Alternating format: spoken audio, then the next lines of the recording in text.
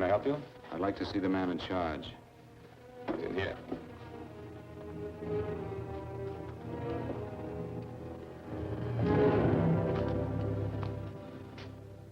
I want to report a murder. Sit down.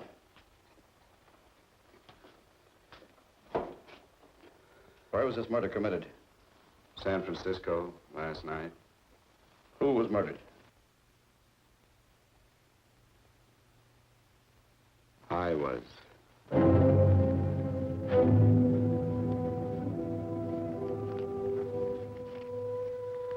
Well, do you want to hear me out or don't you, Captain? I don't have very much time. Your name Bigelow? Frank Bigelow? That's right. Answer the San Francisco APB.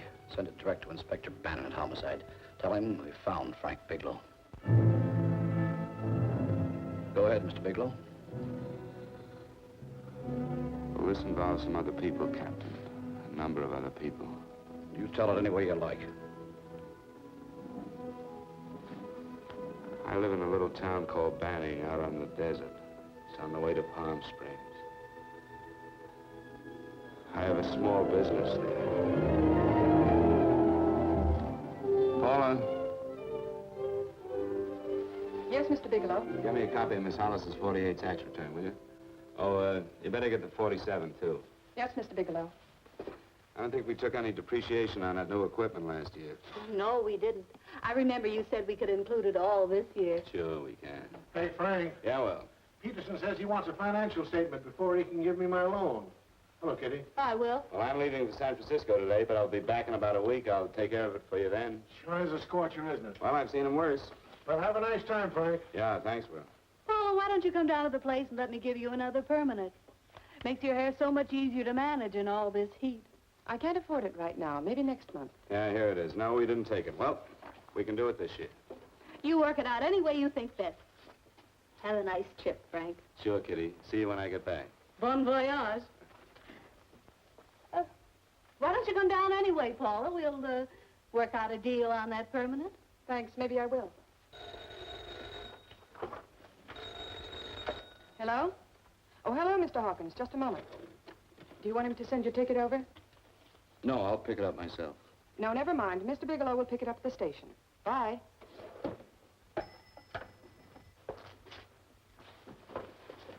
I want to go with you, Frank. Now, Paul, I'm just going on a little vacation. You know that? You want to go without me, don't you? Be gone just a week. And I suppose you've just made up your mind to take this little vacation at 9 o'clock this morning? No, Paul, I meant to tell you about it a few days ago. I guess I forgot. Oh, you forgot. Paula, don't be like that. Don't be like what?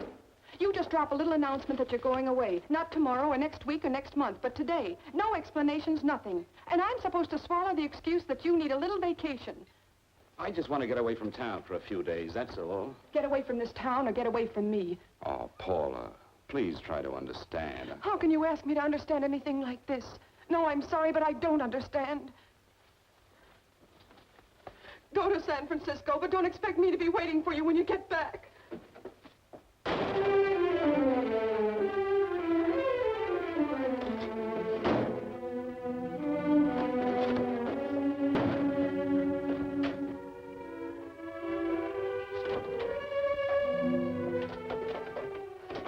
Paula, please, Paula. Come on, turn around, look.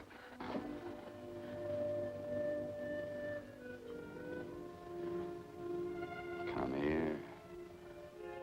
Why do you do this to me, Frank? Why can't you be honest with me? As honest as I am with you? Do you have to go? I have to go, Paula. I know what I'm doing. All right, go. Go anywhere you like. You can go to blazes for all I care. Paula. Paula. Yes, I know. I'm being foolish. Come here.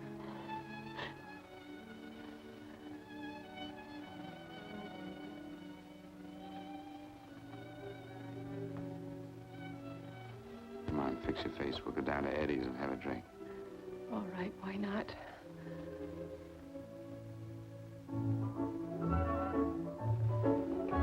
Hi, Paula. Hi, Eddie.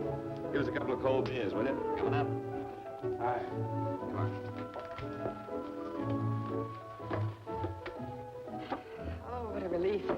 air conditioning feels good. I sure wish we had it in the office. It'd make working a pleasure. Well, if it stays this hot, don't bother going in the rest of the week. I win 2 races today. How many did you lose? Now, you would have to ask that. Kind of early for you two, ain't it? Too hot to work. That's what I like to hear.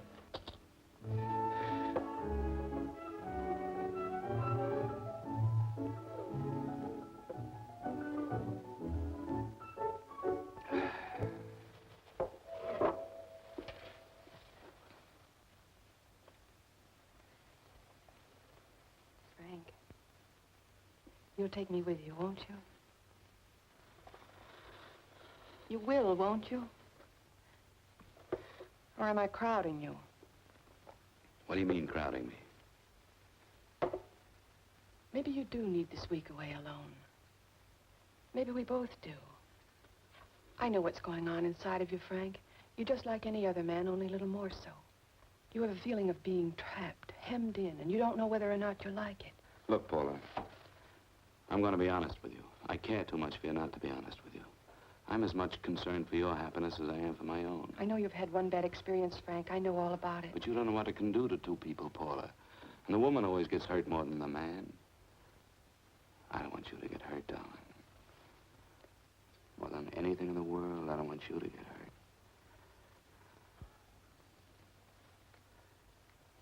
Want to hear some music? All right, Frank. Got a couple of nickels, Eddie? Yeah. This won't bother you, will it? No, next result doesn't come in for half an hour.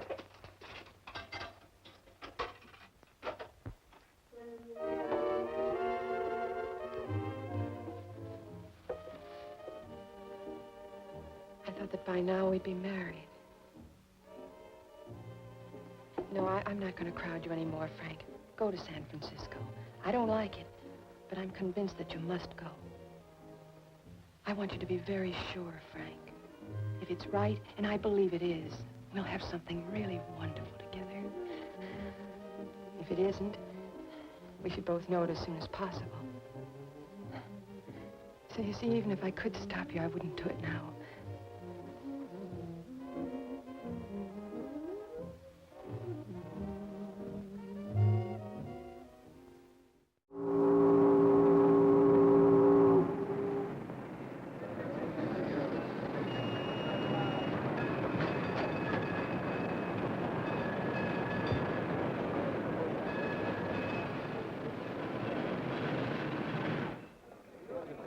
Yes, sir. My name is Bigelow. I have a reservation. Yes, sir.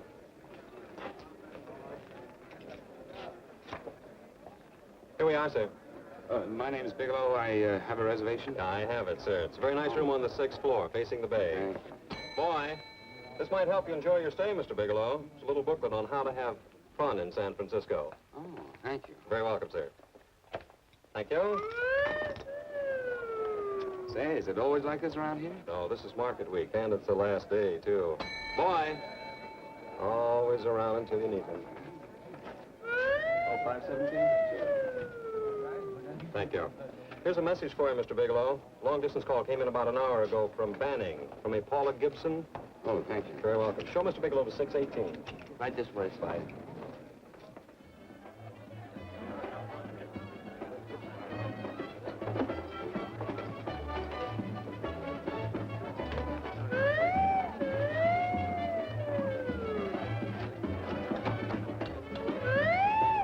Right this way, Mr. Bigelow.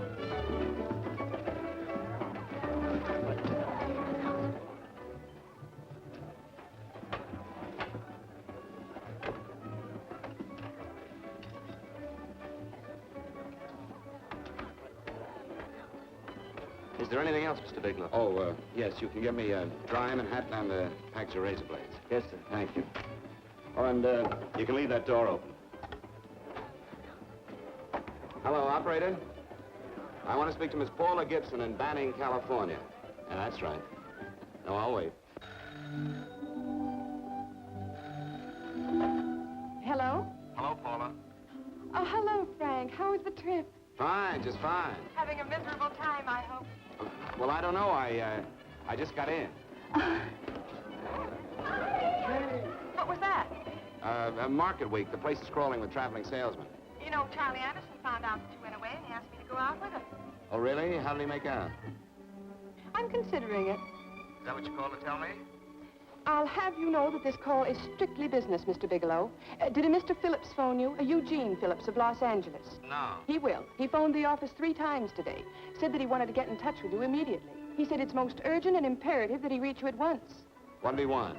I don't know. But he sounded deep, dark, and mysterious and quite agitated about something. Phillips. Have we ever done any business with him? Not unless you've been keeping it a secret from me. I looked through all the accounts.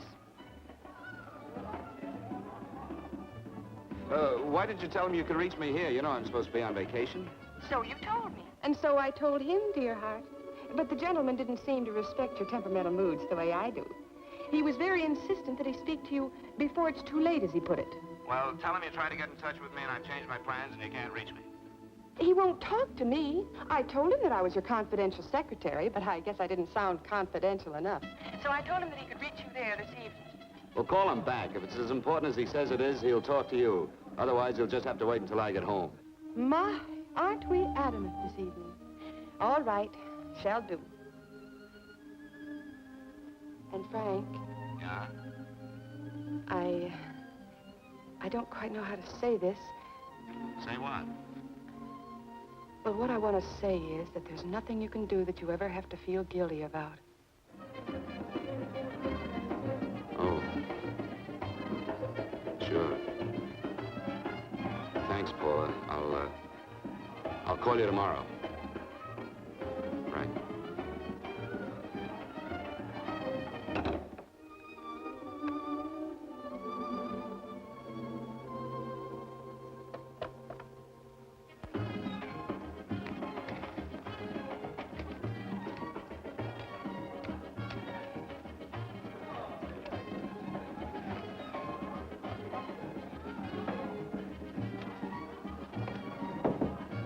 Oh, just put it there, please. You can keep the change. Thanks very much. Say, how long has this been going on? Oh, it's been a madhouse all week, but they check out tomorrow. Oh? I thought you were with them. No, I'm just here on a vacation. Why does everybody come to San Francisco and tear loose? Excuse me. Say, I'm awfully sorry to bother you, but would you mind if I use your telephone? No, go right ahead. I'm just across the hall here. One of the boys is using my phone, and he's been on it for a half hour. I just want to call downstairs. Yeah. Thank you. Room service, please. Hey, things really picked up the last few days, didn't they? You right up much business? Well, I'm not here on business. Oh, room service? It's Mr. Haskell in 617. Yes, that's right. Would you send up 3 more bottles of bourbon and 2 scotch? Yes, oh, and some more ice, too. Yeah. Oh, all right, thank you. You here all alone? Yes, I just got in town. Well, why don't you join us for a drink? Well, I don't want to barge in on your party. Oh, nonsense. It's not a party. Just a few of the boys entertaining some fires. You know, the usual thing. A few drinks and some laughs. It's no party. Come on. Well, Come on. all right. I know what it's like to be all alone in a strange city. I'm Sam Haskell. I'm Frank Bigelow. You think some of these guys never been away from home before? Yeah. Hey, quiet down a minute. Hey, will you quiet down a second? I want you to meet Frank Bigelow. Hello. This is Jane Carlisle. Hello. Bill Welch. How are you, Mr. Welch? Glad to know you, Bigelow. Jane's the prettiest buyer in San Francisco. Oh, hey, I resent that. You don't think I believe him, Elaine? Well, he spreads that from coast to coast. Oh, gee. But it's good for my morale anyway. I'm George Cantwell. Glad to know you, Mr. Bigelow. Bigelow, yes. Right on much business? He's not here on business. Oh? Well, Well, why don't you get the man a drink before he dies of thirst? how about a little bourbon? Well, that's fine. Bourbon it is. Of course, Mr. Wallace. Yes, Mr. Wallace. But, Mr. Wallace, I'll need at least a week in Cleveland to visit all my accounts. I can't figure on being in Philadelphia until the 17th. Eddie, will you get off the phone? I want you to meet Frank Bigelow. How are you? That's his boss. He's been trying for an hour to get his expense account boosted. Yeah, the way this guy holds on to $1, you'd think they weren't printing them anymore. Yes, Mr. Wallace. I'm leaving here the first thing in the morning. Yes, sir. Oh, keep your hips loose, Harry, like this. Oh, yeah. How's he doing? Oh, there's nothing wrong with Harry Drummer. The 2 years down at the Murrays wouldn't cure. Hey, now, wait a minute. I was doing all right. This is Sue and Harry Brandis. Hello, good to meet you. How are you? Where'd you find her, Sam? On a dance marathon? Oh, bourbon. Oh, really? Oh, thanks. Say, I'll bet you could do the rumba. Well, a little, but I'm kind of rusty.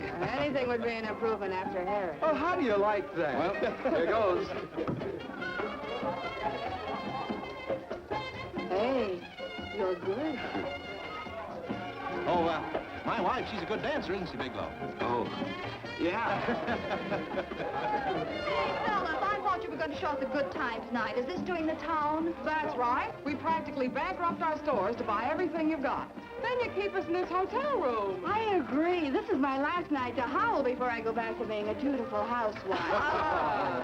Well, it looks like we're stuck, boys. This is where we blow all our commissions in one night. And you're coming with us, Bigelow. Oh, no, thanks. You run along. I've got to get unpacked and have dinner. Oh, no, you're not going to get away from me. Now that I found a man who can dance, I'm going to hang on to him.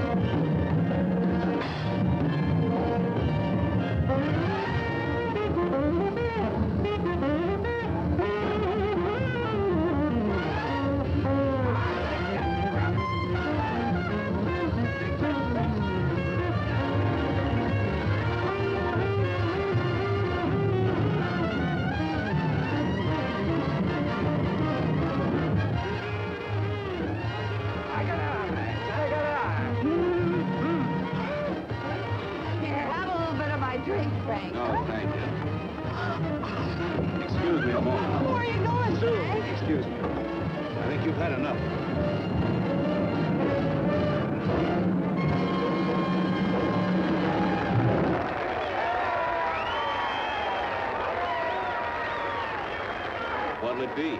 Bourbon and water, no ice. Nice, quiet place you got here. Wait till they hit the pitch in about an hour. That's when they really go out of their minds. Who's the blonde? Oh, she's one of the chicks that hangs around here. She's jive crazy.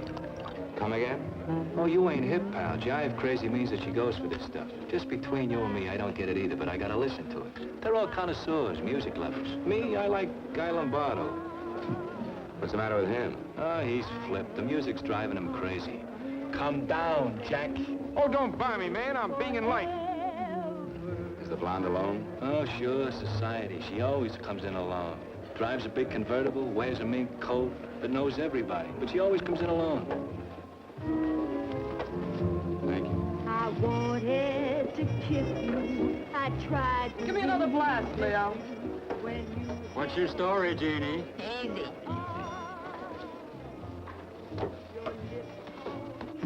Hello. Easy. Dig the fisherman. Oh, that's really silk, isn't it? Can I buy you a drink? Sure thing. Give me a blast, Leo. Leo, I left my glass at the other end of the bar.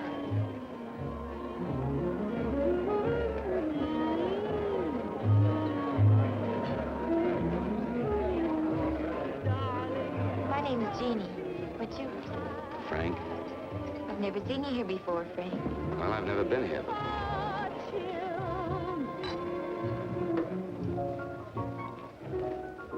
This isn't mine. Mine was bourbon. Well, sure it is. You saw me pour it. Give me a fresh drink. Anything you say. Oh, listen to that piano. Feel those vibrations. You don't get your kicks out of this, do you? I can live without it. Why do you stay here? I don't know. I bet I know. You're lonely in a big city. Oh, you don't have to go into a routine with me. I like good company, too.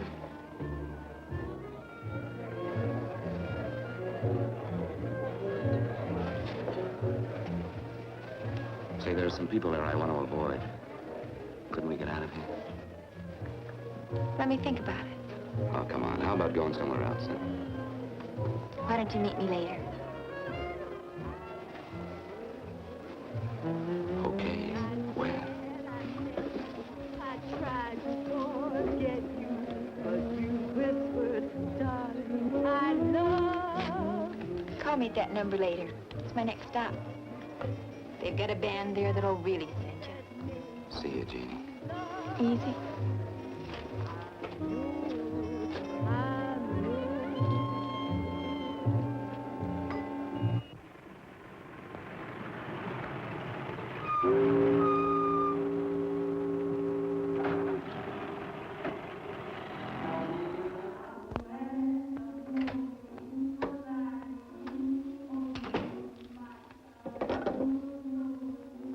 Never mind, operator.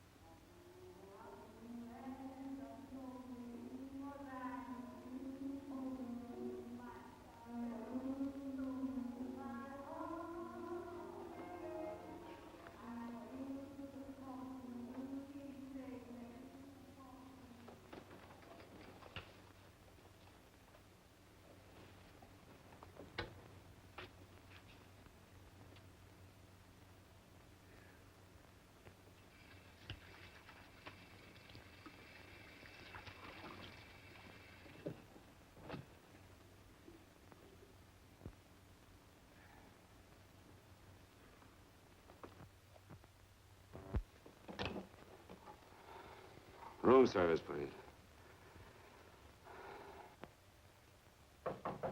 Come in.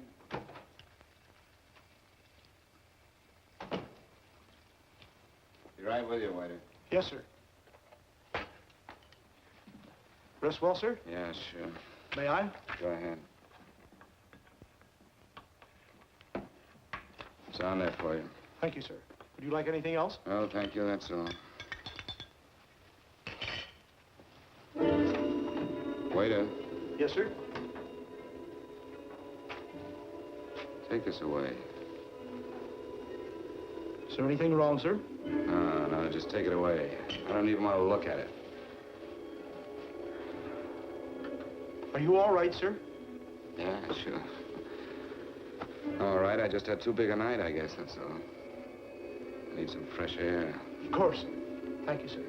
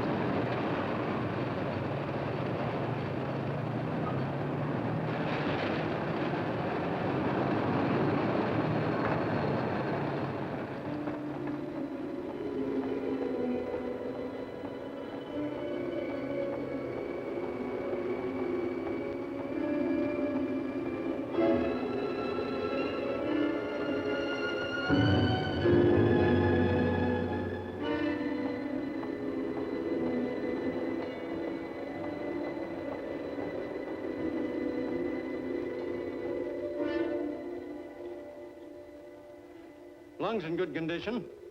Blood pressure normal. Heart fine. Well, it's a good thing everybody isn't like you, Mr. Bigelow. Put us doctors out of business. I'm glad to hear it, Doctor. I was a little worried. Don't let a little bellyache worry you. Could be just the change of climate. Well, it isn't exactly an ache, Doctor. It's kind of hard to describe the feeling. Maybe it was the drinks I had last night. I might have mixed them too much, huh? Let's have another look at that throat. You may finish dressing now, Mr. Bigelow. I want to get the results of those tests we took. Thank you, Doctor.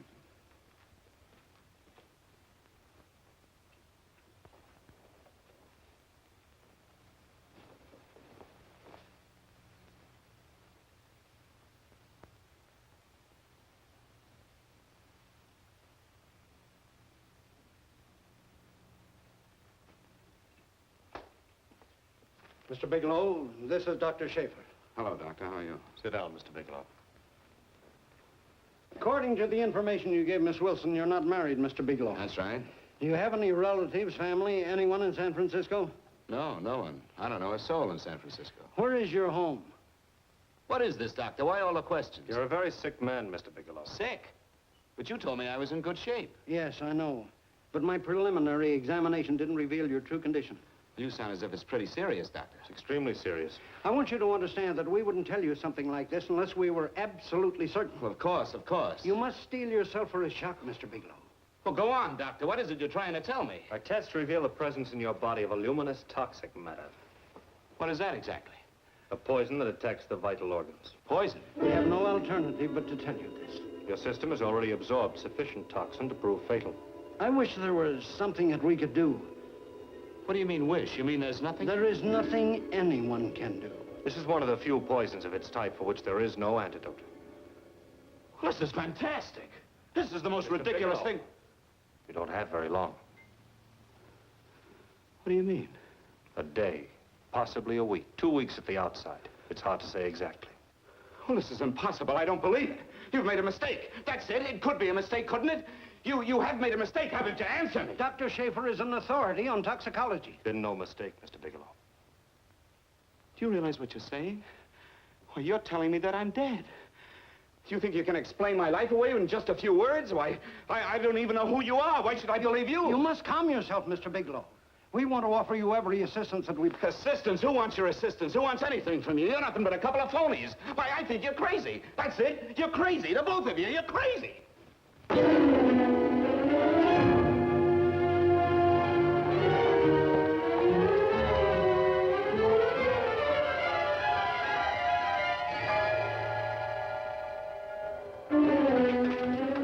Where's the doctor? You just come in. Come on, tell me. You have to go through the thing before you come Get out here. of Doctor, here. doctor. What's the trouble here? What's the matter with you? Doctor, I want you to examine me for luminous poison. Come right in here.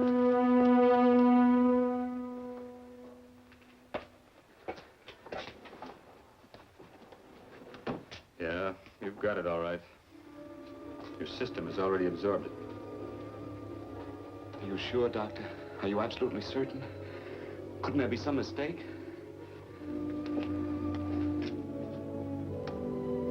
There it is. The toxin is actually luminous in the dark. Now, there's no doubt about it, Bigelow. I don't feel sick. My stomach is just a little bit upset. Maybe it's not as bad as you think, Doctor. That's characteristic. With a heavy jolt, you go suddenly in a matter of hours. But if the stuff is taken in a lesser degree, you last a while, and then...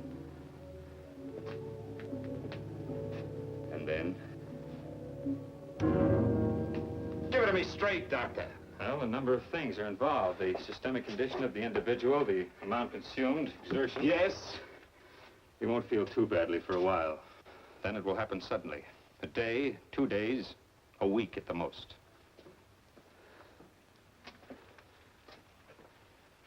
A day. 2 days. There's nothing that can be done now. If it had been caught in time, your stomach could have been washed out. But you've had it in you for some time now. For at least 12 hours, haven't you, Bigelow? I don't know. You don't know? No. Don't you know how you got it? No. This is no accident. Somebody knew how to handle that stuff. That wax is tasteless and odorless. And the amount of alcohol in your body, you must have got it in liquor. I was drinking last night. Arrange for your admission to the hospital immediately. Of course, I'll have to notify the police. This is a case for homicide. Homicide? I don't think you fully understand, Bigelow. You've been murdered.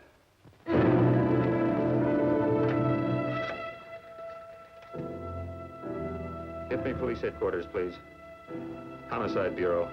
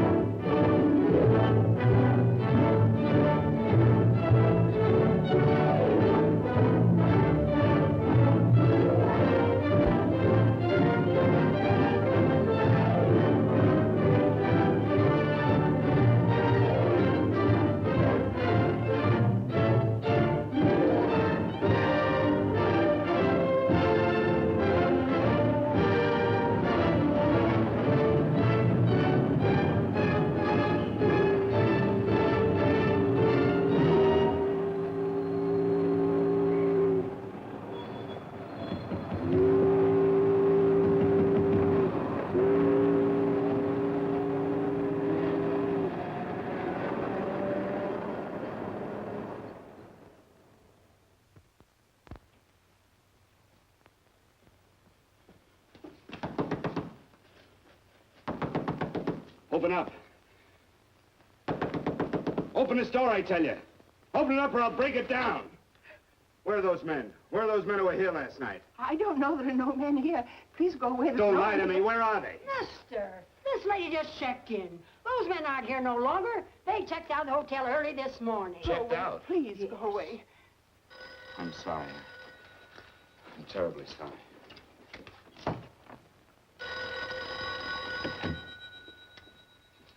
Hello? Please, Mr. Bigelow, my eardrums. Oh, hello, Paula. Your enthusiasm overwhelms me. Why haven't you phoned me, or is there a quota on telephone calls up there? I'm sorry. I've been busy. I'll bet you have.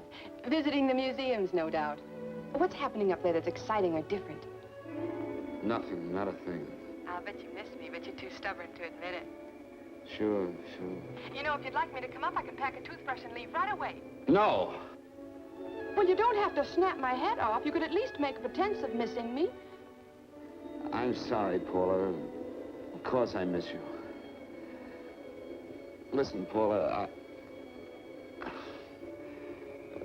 Paula, it's just that I don't feel like talking now. I'll call you later. Don't strain yourself. You phone me sometime when you feel more like talking. Oh, by the way, I called that Mr. Phillips back. Phillips? Yes, you know, the man that tried to reach you. Well, I'm afraid you'll never know why it was so important that he speak to you. His office said he died yesterday. Frank, are you there? Did you hear me? Died? When? Yesterday. So you won't have to bother your little head about him anymore. You can just go ahead and have fun. Paula, what did he die from? Do you know? I suppose he died from whatever people usually die from. Well, didn't they tell you? Don't you know? What are you getting so excited about? You said you didn't even know the man. Listen, where's his office located? What difference does it make? You can't talk to him now. I told you the man's dead. Paula, will you stop talking so much and tell me where his office is? All right. It's the Phillips Importing and Exporting Company, Bradbury Building, Los Angeles. Bradbury Building, Los Angeles. That's right. Say, this is really a switch. Listen, if you want to reach me, I'll be in Los Angeles. Are you out of your mind? I'm sorry, Paula. I've got to hurry. Wait a minute. Where in Los Angeles? The Allison Hotel. Goodbye, Paula.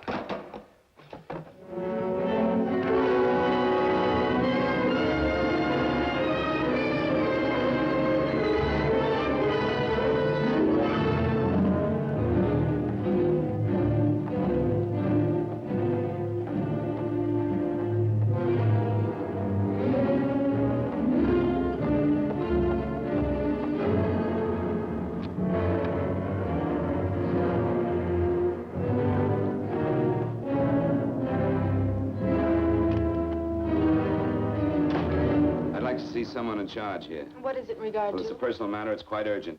Perhaps Mr. Halliday can help you. Who's he? He's our controller. Your name, please? Bigelow. Mr. Bigelow to see you. Send him in. Go right in, please. That door.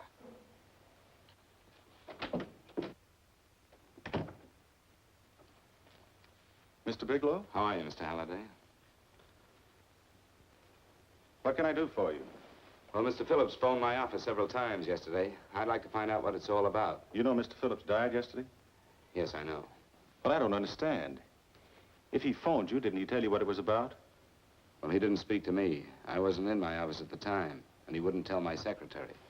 Well, I'm afraid I can't be of much help, Mr. Bigelow. I've no idea why Mr. Phillips tried to reach you. I'm sorry you had to make the trip for nothing. How do you know I made a trip? I didn't say anything about making a trip. I merely said he phoned my office. My office could be here in Los Angeles. Miss Foster, Yes? didn't you mention something yesterday about Mr. Phillips speaking with Mr. Bigelow in San Francisco? I said that he had phoned Mr. Bigelow's office in Banning, but that Mr. Bigelow was staying at the St. Francis Hotel in San Francisco. I'm sorry you misunderstood me. Do you know why Mr. Phillips called? No, I don't. All right, thank you, Miss Foster. You can understand that we've been somewhat upset around here. Now, if you don't mind,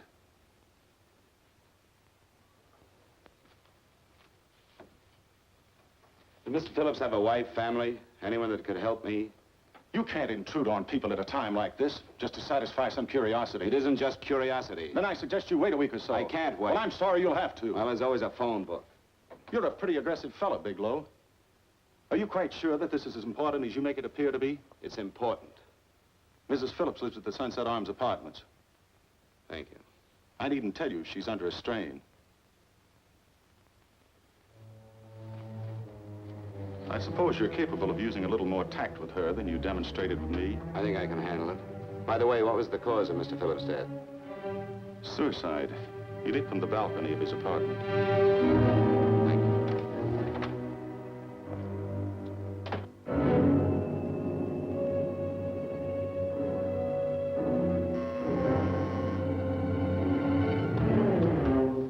Come in, Mr. Bigelow.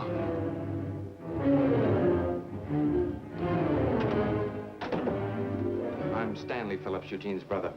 Halliday phoned that you were coming.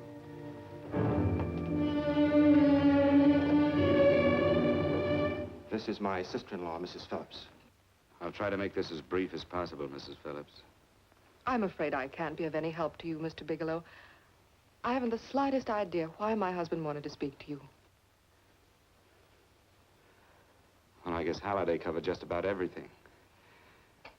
Did your husband ever mention anything about me, Mrs. Phillips? Anything at all? No.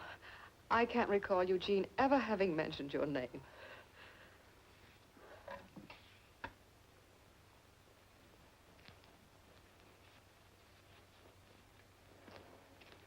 I hate to ask you this, Mrs. Phillips, but it's of vital importance to me. Do you know why your husband committed suicide? Oh. You're certainly not the most diplomatic person in the world, are you, Bigelow? Were you a friend of my brother's? I never met him.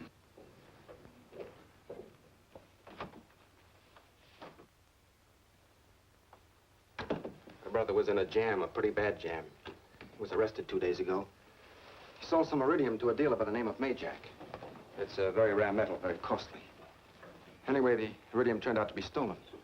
He was released on bail yesterday, but he faced a pretty stiff prison term. And have committed suicide for less. Yes, I know. That's how the police feel about it. What puzzles me, though, is this crooked deal. Knowing Eugene, you wouldn't say he's the type of man to be mixed up in anything like that, now would you? I told you I never met him. That's right, so you did. Now, what's this all got to do with you, Bigelow? I don't know. Let's come clean with each other, Bigelow. Surely you must have some idea why my brother was so desperate to contact you? I have no idea. That's odd. Then how could it be of such vital importance to you? Well, you seem to know the answer to everything else. Maybe you know the answer to that one, too.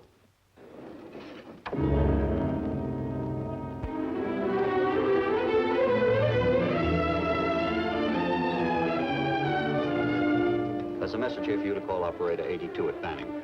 Oh, thank you.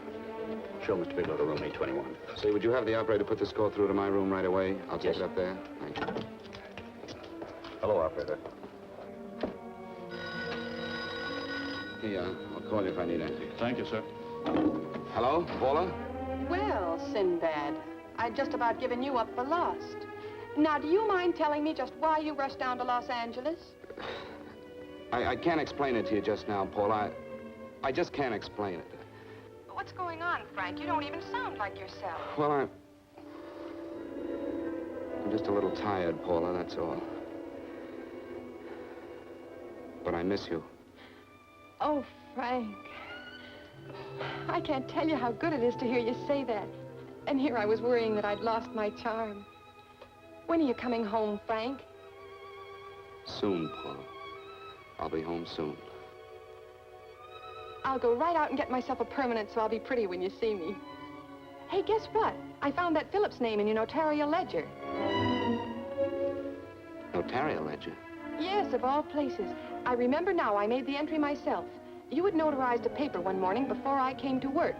What kind of paper was it? A bill of sale for a George Reynolds made out to Eugene Phillips of Los Angeles. So you see, I was right. We hadn't done any business with Phillips, only indirectly. What was the bill of sale for? A shipment of iridium, whatever that is. Iridium? You mentioned at the time that this fellow Reynolds had made some kind of a deal in Palm Springs, and he stopped in your office early in the morning on his way north to have it notarized. Wait a minute. Wait a minute, George Reynolds. That was about 6 months ago, wasn't it? That's right, 6 months ago. Thanks, Paul. Oh, goodbye. Goodbye. Hello, operator. Get that number back for me.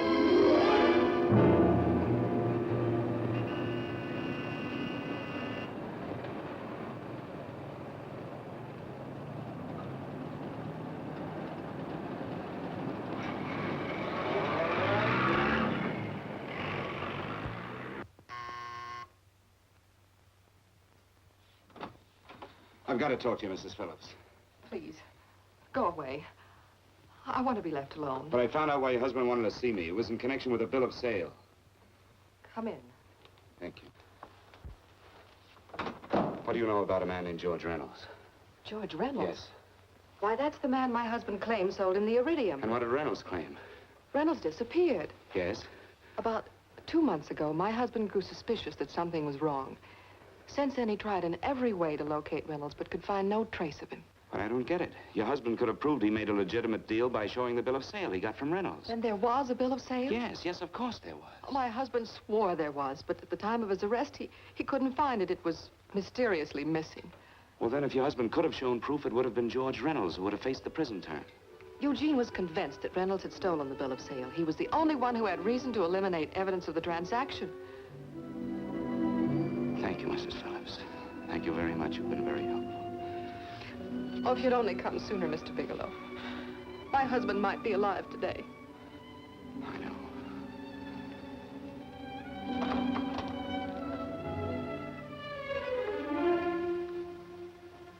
The only thing that puzzles me, Mrs. Phillips, is that you haven't asked how I knew there was a bill of sale.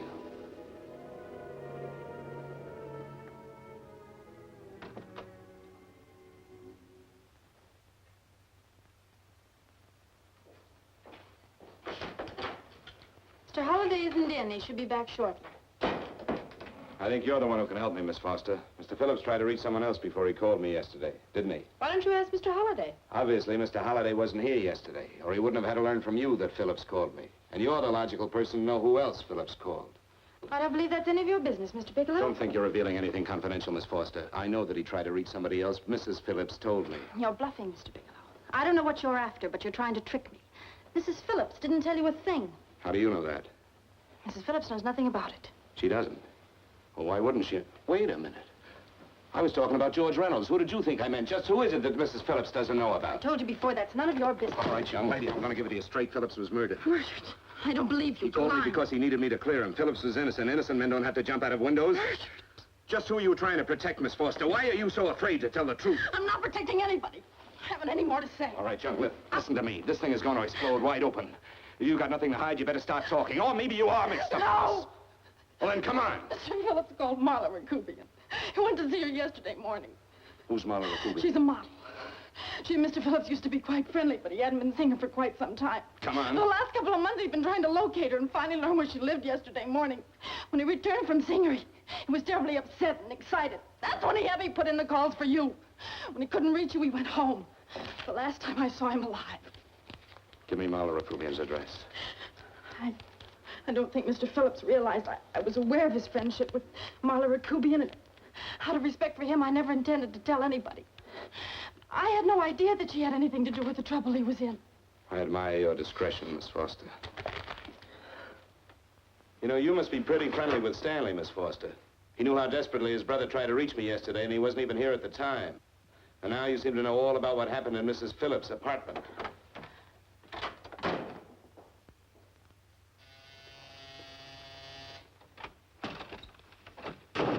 Miss Rakubian? Yes? What do you want? Get out of here or I'll call the Go police. ahead, call him. Oh, go ahead, call him. Going on a trip, huh? Yes, going away for the weekend. Sailing for Buenos Aires tomorrow, some weekend. I'll send you a postcard. Now get out of here. Who are you going with, George Reynolds? Never heard of him. I suppose you've never heard of Eugene Phillips either. Just who are you? What do you want? Never mind who I am. Where's Reynolds? I told you I don't know him. Now will you get out of here and leave me alone?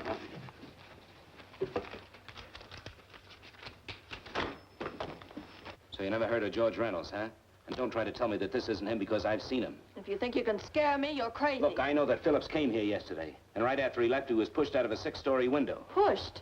Phillips committed suicide. Your playmate Reynolds murdered Phillips. Then he went up to San Francisco to get me. Because I knew about a certain bill of sale. I don't know what you're talking about. You're in this right up to your pretty little neck. I'm not mixed up in anything. Get your hands up. Drop that picture on the couch. Turn around. Don't get any ideas because I'm not afraid to use this. Give me your wallet.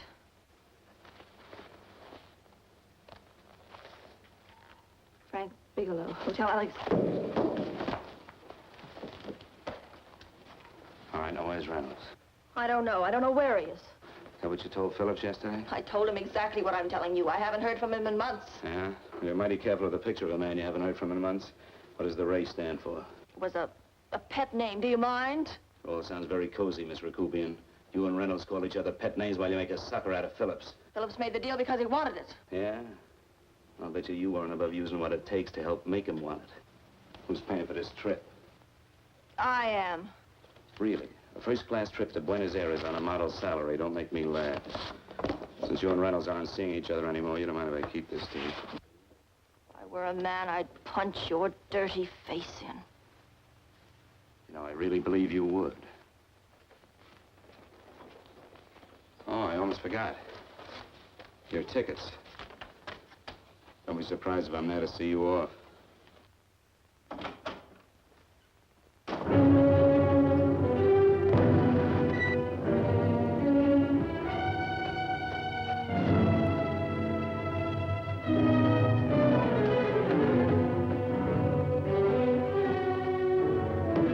Angelo. Angelo! Oh, Angelo. Do you remember taking this picture of George Reynolds? I take so many pictures, I can't remember them all. This gentleman is a friend of his and would like his address. We have no card on him. I don't think we ought to do that. He's willing to pay $20 for it. That's the paper we used last year. Of course, you understand, we usually don't give out the information about our clients. I know, you're a couple of high-class fellas. Thank you. Revealing anything confidential is against the ethics of our establishment. That's right. Honesty is the best policy. Of course. But in your case, inasmuch as you're a personal friend of Mr. Reynolds... Thanks. I knew you'd come through. Got it. Here it is. We don't have his address. He must have called for the picture. But he couldn't have been a very good friend of yours, mister. Because his name is not George Reynolds. It isn't? Well, what is it? It's a... Oh. Huh? Oh. Yeah. It's Raymond Rakubian. Rakubian? What's so unusual about that? The picture's signed Ray, isn't it? Yeah. Yeah. Thanks.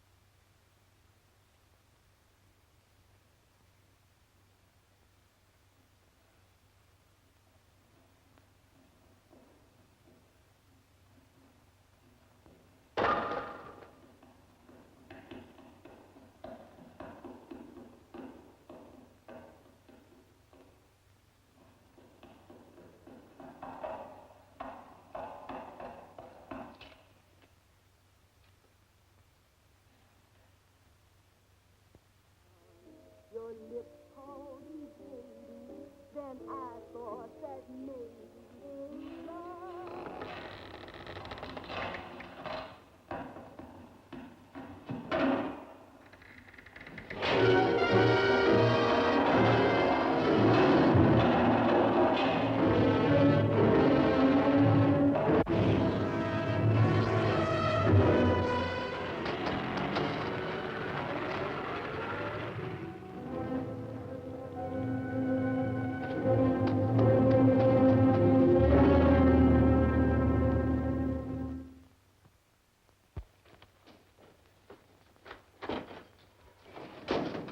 Bigelow, are you all right?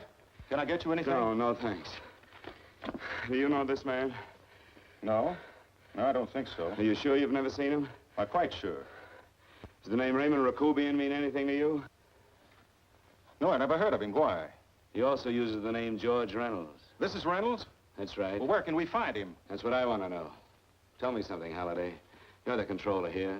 How come you didn't know about that bill of sale? Phillips made that deal before I came to work here. Yeah, but you still keep records, don't you? For some reason, which is none of my business, Phillips preferred to keep that among his personal papers. Now, does that answer your question? You came in here today asking for some information that you needed, and I tried to be as cooperative as I could. But now you're beginning to annoy me. So get out before I throw you out.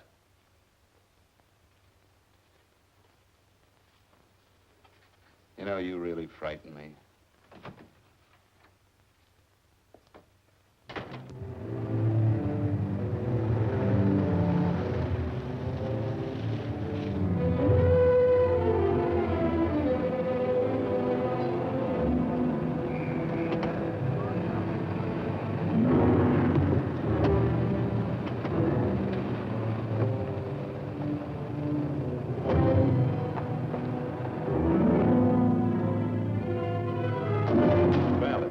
you showed up, Bigelow. Go ahead, Dave.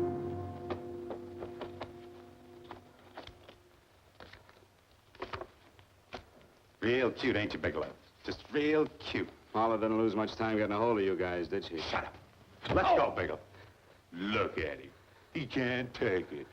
Soft in the back. You do that again and I'll kick your face. Lay off, Chester. Cut it out. Shut up! Who asked you? Better let him answer. The clerk might know he's in. Go ahead, Bigelow.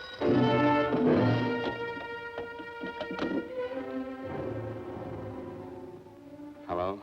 Frank. Frank, why did you hang up on me? I've been trying to get you for hours. I'm sorry, Paula. I was in a hurry. Well, don't be in such a hurry this time. You didn't give me a chance to finish what I had to say. I wanted to tell you that McGowan was in hollering his head off because you didn't go over the books. Tell McGowan to get another auditor. Sure. Sure, I'll just do that little thing and lose the best paying account we've got. Do as I tell you, Paula. Frank, are you drunk? Paula, how much we got in the bank? About $2,200. Draw it out tomorrow. Sure. Then what do? Skip town without paying our bills? Forget the bills. You know that coat you always wanted? Buy it. You are drunk. You know, if I didn't have such a good character, I'd be tempted to take advantage of your intoxicated state, Mr. Bigelow. I'm not drunk, Paula. Well, then don't tell me that one day away from me can affect you this way. Cut it short. Paula, Yes? I'm sorry I left you. I never realized how much I love you. But I know it now. Oh, Frank, darling, I love you too so very much. Please come home. I miss you terribly. I said cut it short. I'd just love to let you have it, Bigelow. Let's go, Chester. This guy's kept us waiting long enough now. Walk in front of me, Bigelow. And keep your mouth shut. If you so much as look cross-eyed at anybody, I'll blow the back of your skull out.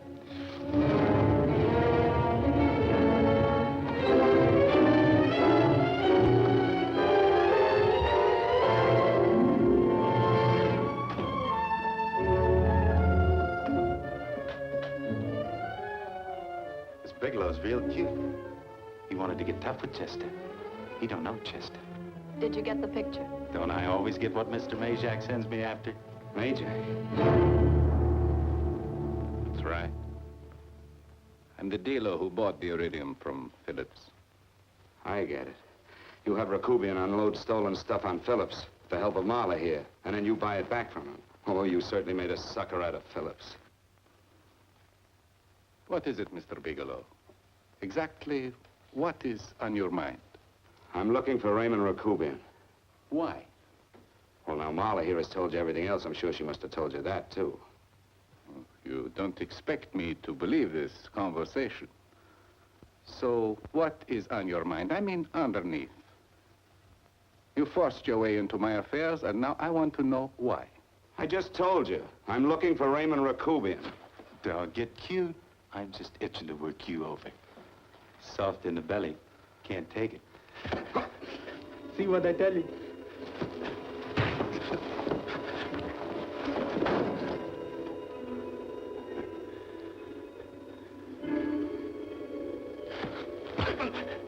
Can't do that to Chester.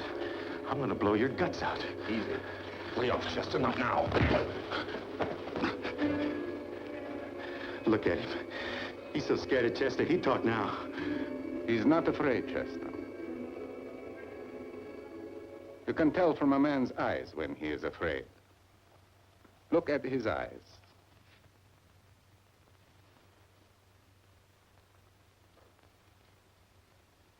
Oh!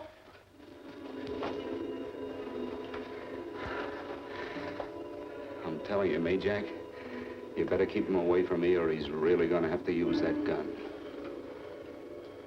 Go away, Chester, please. Do what I tell you, my boy. Please. And help Dave. Joe.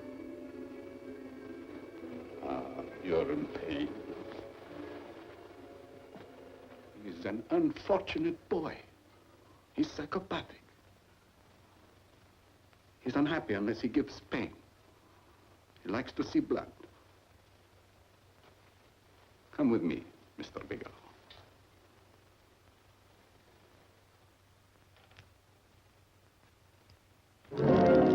Raymond Rakubian was my nephew.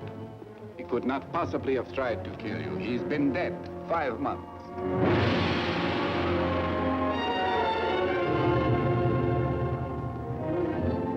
I'm afraid you have been sidetracked. Provided it is true that somebody made an attempt on your life. Somebody made an attempt again today. I had no reason to kill you, believe me. What do you mean you had no reason? I notarized a certain bill of sale. You notarized the bill of sale for Reynolds, not Rakubian. Now, what I told you was true. I had no reason to kill you. That's a closet, Mr. Bigelow. And under other circumstances, you could go home now. But now you present a problem. You know too much, and I am in danger. Chester! Suppose I were able to prove to you that I only want to find the person who tried to kill me, and I won't cause you any trouble. You know I can go to jail for 10 years for this little business. 10 years. At my age, that's my life. That means my entire life. With my life, I do not take chances. I am sorry, believe me. You want Joe to go with you? No. Just Bigelow and me. And baby makes 3. But me, Jack. Goodbye, Mr. Bigelow, and forgive me. Let's go, Bigelow. I guess you won't be there to see me off.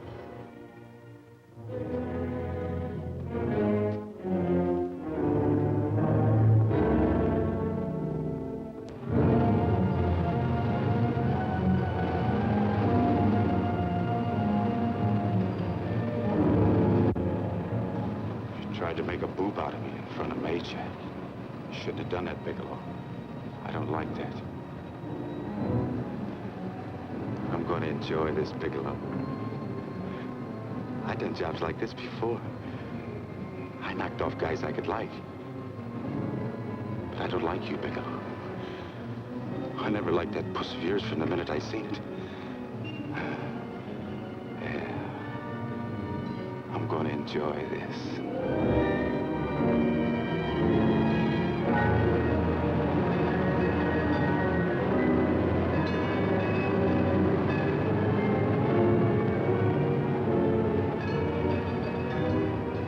Scared yet, are you, Bigelow? But you'll be scared. Goodly scared. I think I'll give it to you in the belly. You don't like it in the belly?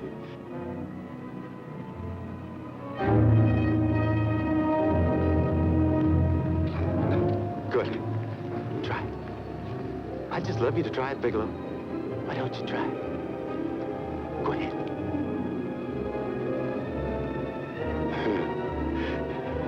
Didn't have the nerve, did you, Bigelow? I think I'll give it to you right in the belly.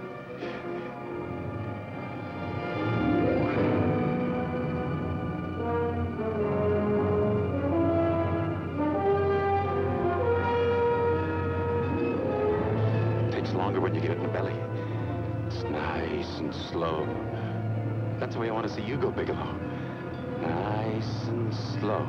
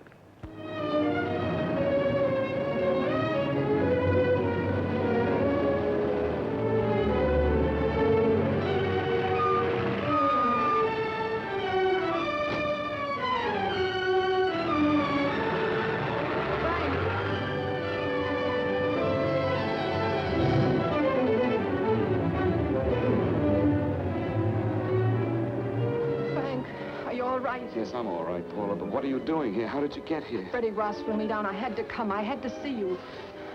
You shouldn't have come, Paula. You shouldn't have. What is it, Frank? You're in some kind of trouble. I know it. Look at you. You're a sight. Your clothes look as if you've slept in them. Are you ill? You are. You're feverish. I'm all right, Paula, and I'm not in any trouble, believe me. You're lying, Frank. Right after I spoke to you, I got a phone call from the San Francisco police. They asked if I knew where you were. You didn't tell them anything, did you? Of course not. It was the homicide detective that called. What is it, Frank? If you're in any kind of trouble, you certainly can trust me. Look, I'm not in any trouble with the police, Paula, believe me. But you can't stay here. You've got to go back to Banning right away. No, I won't go, Frank. I won't. I'm staying here with you. Paula, it's better that you go back, believe me. Why? What's this all about? What have you got to do with this Phillips and Reynolds? Phillips was murdered. What could that possibly have to do with you? All you did was notarize a paper. You've notarized hundreds of papers. I know. All I did was notarize one little paper out of hundreds. Frank, you frighten me. You don't even act like yourself.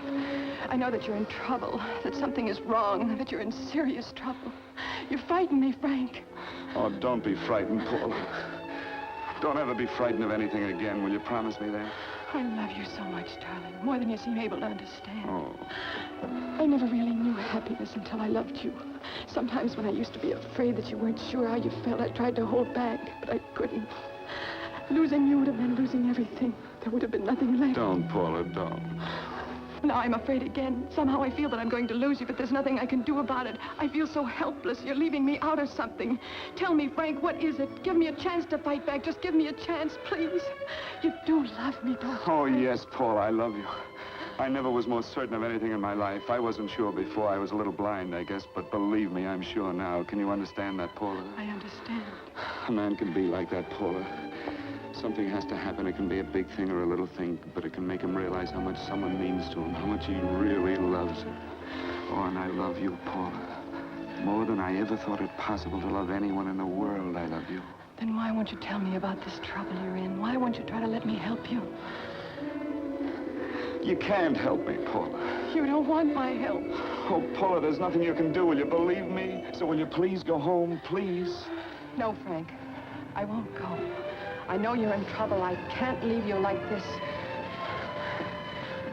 All right, Paula, look, wait for me in the lobby of the hotel, and I'll be back for you soon, I promise. You promise? You're yes, sure? Paula, I promise.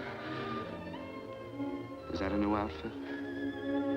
Yes. Oh, it's beautiful.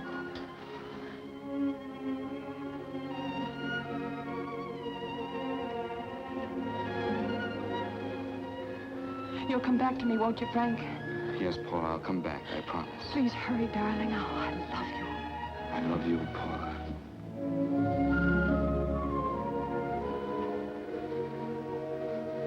Goodbye, Paula.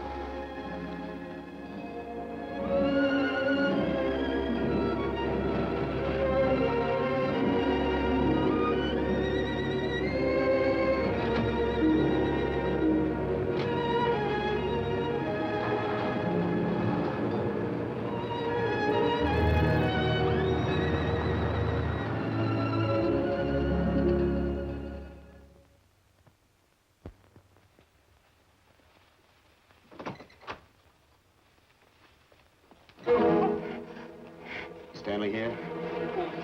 You sure? All right, get in there. Now get Stanley on the phone. Tell him to come over here right away. Use any excuse you want. What are you going to do? What was Stanley going to do when he used me for a clay pigeon today? I don't know what you're talking about. Don't act innocent with me. I fell for that once. I don't know what you mean. I told you everything you wanted to know this morning. Yeah, you told me just enough so I'd get sidetracked and wouldn't know that Stanley was the one I was after. Stanley? Oh, no. You and Stanley have been together on this from the start. Now, come on, get on that phone and call him. Don't let him know I'm here. Bigelow.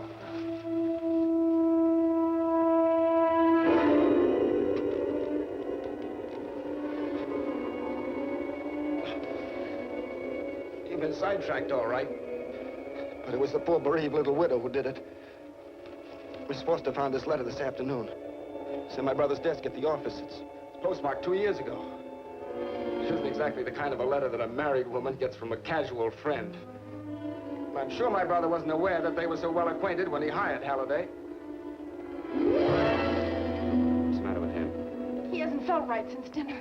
Where did he have dinner? At Mrs. Phillips' apartment. Halliday was there, too, and Stanley confronted them with that letter. Did you have anything to drink? Yes, why? How long ago? Half an hour ago, just before I came here. Miss Foster, get on the phone, call the emergency hospital. Have them get an ambulance over here right away. What? Tell them to prepare a stomach wash for luminous poisoning. Luminous poisoning? Go on, do what I tell you. You may still have a chance to save his life. Go on.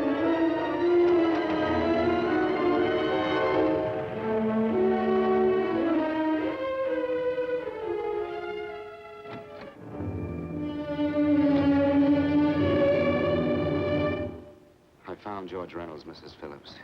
He's been dead for 5 months. And he didn't steal the bill of sale. No, he didn't. But you could have stolen it. How dare you? You knew who I was when I came here today. But you were surprised to see me alive, weren't you? But I'm not alive, Mrs. Phillips. Sure, I can stand here and talk to you. I can breathe and I can move. But I'm not alive. Because I did take that poison. And nothing can save me. What are you going to do? If I kill you now, I have nothing to lose. No, you've got to listen to me. You've got to give me a chance. But I didn't have a chance. It was Halliday. Believe me, it was Halliday. He made me steal the bill of sale. He planned everything. What about this letter? Your husband knew about you and Halliday. He found it only yesterday. He accused Halliday. They fought, and Halliday pushed him over this balcony. And why me? Why did he want to kill me? Because you could have proved there was a bill of sale, that my husband had no reason to commit suicide. Halliday was desperate. After he killed my husband, he found out about the phone calls to you. He thought you spoke to him, that you knew enough to involve him.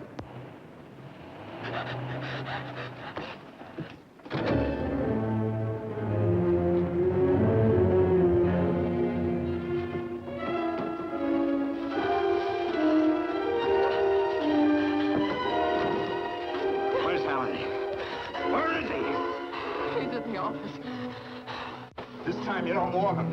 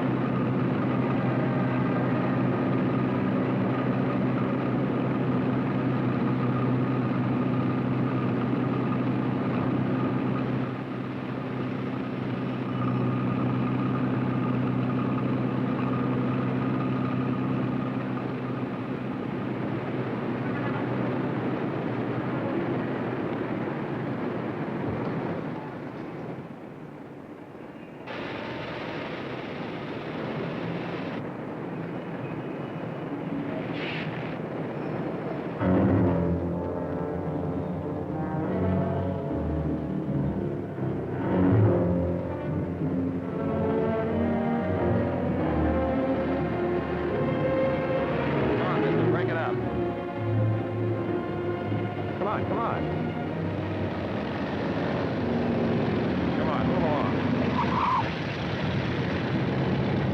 Come on, let's break it up. Move along now. Let's get going. Come on.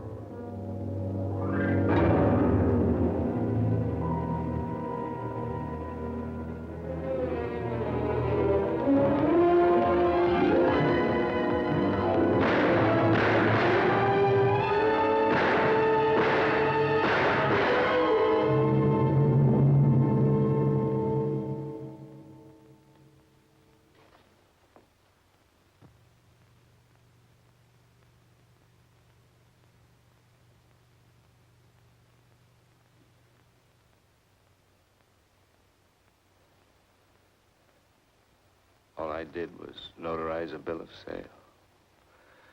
But that piece of paper could have proven that Phillips didn't commit suicide. He was murdered.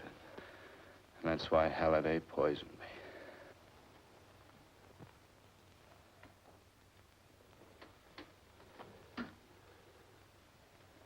Would you?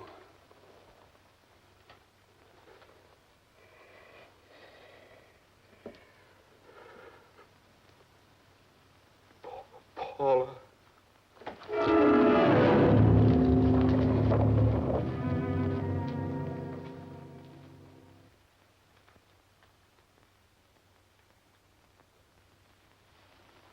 Call the morgue.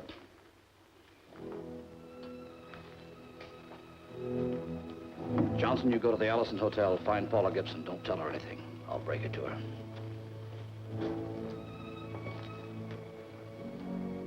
How shall I make out the report on him, Captain? Better make it dead on arrival.